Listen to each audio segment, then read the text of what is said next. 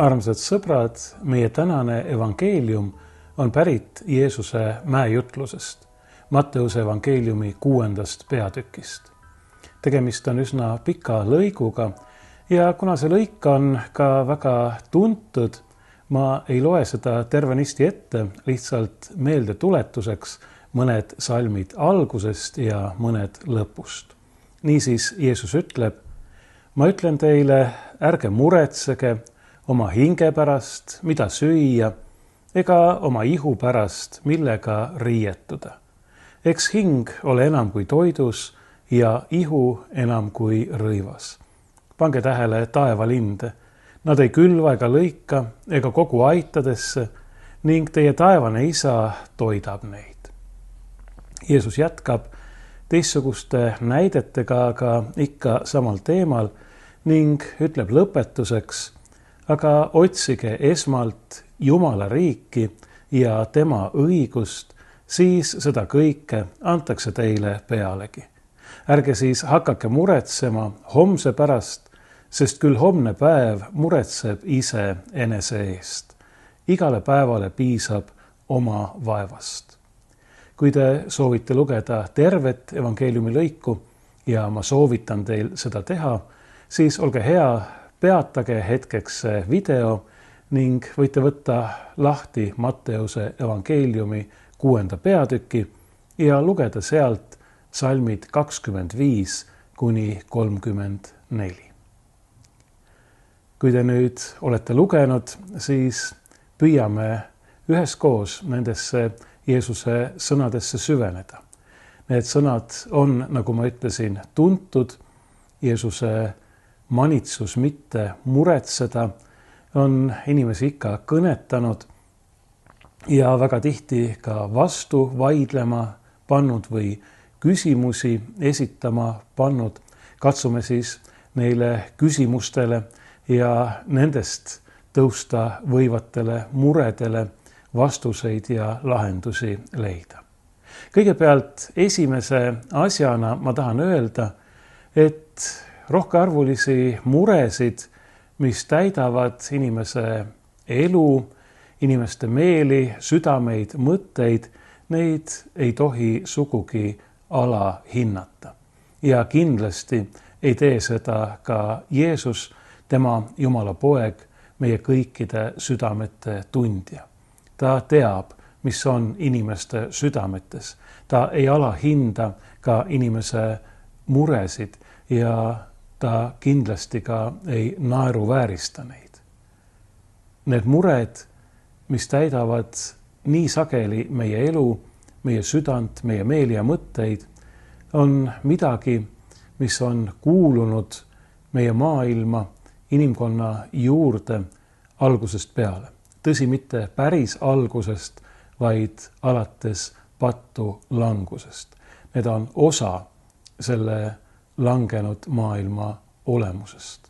Mured, mis on seotud teadmatusega, hirmuga, sellega, et me tunneme, et asjad ei ole meie käes, meie kontrolli all.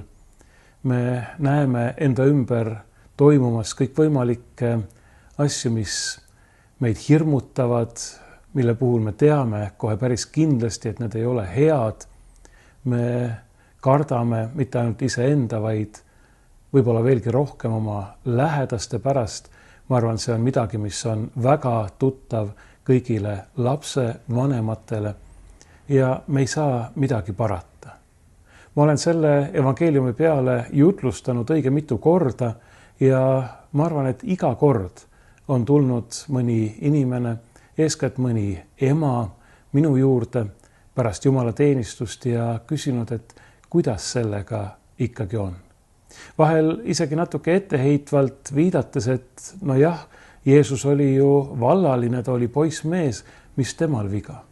Aga kuidas meie peaksime saama ilma muretsemiseta? Nagu öeldud, meie ei tohi ega kindlasti ka Jeesus ei alahinda ega naeruväärista neid muresid. See, et ta muretsemisest räägib ja et ta meid manitseb, või julgustab mitte muretsema, näitab, et ta võtab seda teemat äärmiselt tõsiselt, sest et muidu ta ju sellest ei kõneleks. Ka evangelist võtab seda väga tõsiselt, sest muidu ei oleks ta pühendanud sellele teemale oma evangeeliumis nii palju ruumi. Niisiis tegemist on millegagi, mis on äärmiselt oluline, mis on äärmiselt tõsiselt võetav, millegagi, mis on inimkonda saatnud langusest peale, patulangusest alates. See on selle langenud maailma vääramatu osa. Inimesed kannatavad ja surevad. Inimkonda on läbi aegade saatnud ka mure toidu ja joogi pärast, nälg ja janu, ebasoodsad ilmastikuolud, mis kõike seda veel võimendavad, looduskatastroofid, mille vastu me ei saa, ja paraku ka kõik need katastroofid, mida inimesed põhjustavad ise, vägivald, ülekohus, kõik see kurjus, mis täidab nii inimeste südameid, elusid kui ka sellest tulenevalt seda maailma. Sellest kõigest võrsub loendamatult palju muret, valu, vaeva, pisaraid, kannatusi. Me teame seda. Jumal teab seda. Jeesus teadis kõike seda ja ta ei võtnud seda sugugi mitte kergelt. Sellepärast ta ju üldse tuligi. Sellepärast saigi Jumala igavene ainusündinud poeg inimeseks, et kõike seda täiesti tõsiselt, võime sõna otseses mõttes öelda surm tõsiselt võttes, anda ennast selle oma armastatud inimkonna patu ja kurja orjuses ja paraku ka murede ja kannatuste all vaevleva, ägava inimkonna lunastamiseks. Ma kordan, kui Jeesus ütleb, ärge muretsege, siis seda öeldes ei võta ta meie muresid kergelt. Ta on andnud ennast selle pärast, et meie ei peaks enam elama selles valus, nendes kannatustes, selles ahastuses, lootusetus meeleheites, nendes muredes ja hirmudes, mis on inimkonda patulangusest saadik saatnud. Selle kõige keskele kõlab Jeesuse sõnum, ärge muretsege. Tegelikult tema tulemine, tema inimeseks saamine, kogu tema elu, see, kuidas ta inimesi tõsiselt võttis, kuidas ta kõiki, kellega ta kohtus ja ka kõiki neid, kellega ta maa peal ei kohtunud, armastas ja armastab. See, kuidas ta oli valmis kannatama ja andma oma elu meie ees, see kõik on ka sõnum, ärge muretsege, ärge kartke. Ja see ei ole mingisugune sõnakõlks, sest et see läks talle nii palju maksma ja selle taga peitub fundamentaalne arusaam Jumala ja inimese vahekorrast ning Jumalast endast, tema olemusest, temast, kes on kõige looja, aga mitte ainult kõige looja, vaid ka kõige hoidja. Hoidja, lunastaja, uuendaja, pühitseja. Jumal hoolib oma loodust. Jumal ei ole deistide kiretu kellassepp või arhitekt, kes on universumi koos kõigi tema seadustega kord käima lükanud, aga pärast seda ise kõigest sellest tagasi tõmbunud. Ei, Jumal on, ja see on pühakirja tunnistus, see on meie usk, meie kristliku usu keskne tõde. Jumal on armastav isa, kellele läheb tema loodu käekäik korda, kes juhib oma loodut, juhib nii tähtede kulgu kui ka kõiki rahvaid, kogu inimkonda, meie kõikide elu, meie kõikide teed. Jumal on meie hoidja, sõna otseses mõttes me oleme tema käes, tema peopesal. kui me ei oleks, kui Jumal meist ei hooliks, kui Jumal meid ei hoiaks, siis me langeksime hetkega, silmapilguga olematusse. Siis ei oleks enam mitte midagi. Siis ei toimiks mitte miski. Siis ei oleks mitte millestki kasu. Siis oleks tõesti põhjust, kui selleks jääks veel aega, väga tõsiselt muretseda. Pühakiri ütleb 187. psalmis, kui issand ei ehita koda, tühja vaeva näevad siis ehitajad temaga. Kui issand ei hoia linna, siis valvab valvur ilma aegu. Ja see kehtib mitte ainult kodade ehitamise ja linnade valvamise puhul, vaid absoluutselt kõige puhul. Kui Jumal seda kõike ei tee, siis ei ole kellegi muu tegemisest midagi kasu, aga me võime teada, Jumal teeb seda. Jumal hoolib meist, Jumal hoiab meid. Ja sellepärast me ei pea muretsema, sest kõik on Jumala käes. Kui me räägime koos Jeesusega muretsemisest, siis me peame teadma, mida see sõna, mida evangeeliumis kasutatakse, tähendab. See ei tähenda mitte sellist muretsemist, mis õigupoolest on hea ja vajalik. Seda, et sa mõtled homse peale, et sa teed plaane, et sa hoidud kõigest, mis võib olla ohtlik ja et sa teed selliseid ettevalmistusi, mis tulevad sellele, mis sul ees seisab ja mida sa vajad ja mida sa kavatsed kasuks. Ei, see muretsemine, millest Jeesus kõneleb, on tegelikult meeleheide.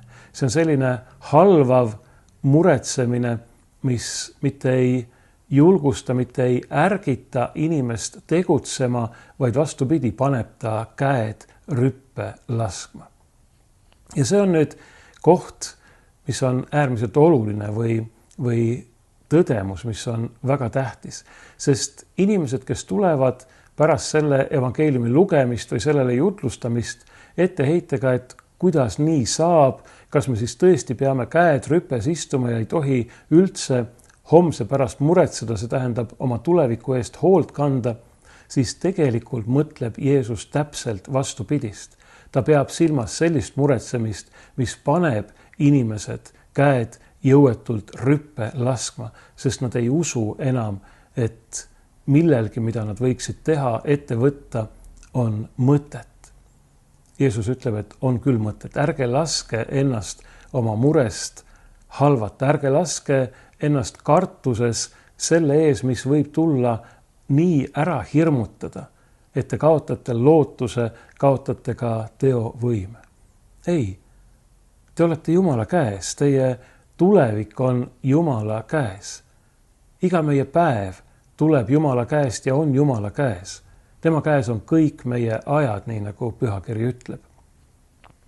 Ja see ei puuduta mitte ainult meie aegu, mitte ainult ajalikku, vaid see julgustus, ärge muretsege, puudutab ka igavikku. Veelgi enam, see ulatub igavikku, sest et Jumal ei taha hoolitseda meie eest mitte ainult siin selles elus, vaid Jumal on teinud kõik ja andnud kõik selleks, et meil oleks imeline, õnnis igavik. Kui me näeme, kuidas Jumal hoolitseb oma loodu eest ja me näeme seda, teeme silmad lahti, vaatame enda ümber seda imelist loodust ja me näeme, kuidas Jumal hoolitseb oma loodu eest, kui me seda näeme ja kui me seejuures usume, et ta on meie hea ja armastav isa, siis ei ole ühtegi põhjust, miks me ei peaks seda innukamalt tema poole püüdlema, tema poole pürgima ja hüüdma, ennast tema kätte usaldama, tema kuningriiki nõudma. Nõudke esiti Jumala riiki ja tema õigust. Sest me teame, et esiteks ta tahab selle meile kinkida ja teiseks see on midagi niivõrd head ja imelist, et kui me selle pärime, kui me saame Jumala riigi osalisteks, siis on meil kõik, mida me iganes soovida ja unistada oskaksime. Ja kui Jeesus ütleb, et otsige seda või taotlege seda, siis järelikult Jumal tahab seda meile kinkida ja järelikult on selle leidmine, selle pärimine võimalik. Mitte meie jõupingutuste tulemusena, vaid sellepärast, et tema oma armastuses on selle meile kinkinud. Kui me otsime Jumala riiki, kui me püüame elada pidevalt Jumala ligiolus, siis me võime teada, et meil on alati, igal hetkel, nii siin elus kui igavesti olemas kõik, mida me vajame. Parim, mis võib meile üldse osaks saada. Ma rõhutan, nii praeguses elus kui igavesti. Praeguses elus on meil seda ehk raske mõista, sest meile tundub nii tihti, et asjad võiksid olla teisiti, aga Jumal teab paremini. Taas ma ei kutsu üles ja ka Jeesus ei kutsu üles tegevusetusele, lootusetusele, vastupidi. Jumal on andnud meile mõistuse, ta on andnud meile ka teatava ettenägemise võime, erinevad anded, mis ei ole mitte ainult õigus või privileeg, vaid on ka kohustus. Me peame midagi ette võtma. Kui me saame teha enda ja teiste inimeste elu siin selles maailmas tõeliselt paremaks, siis see on meie kutsumus, meie kohustus.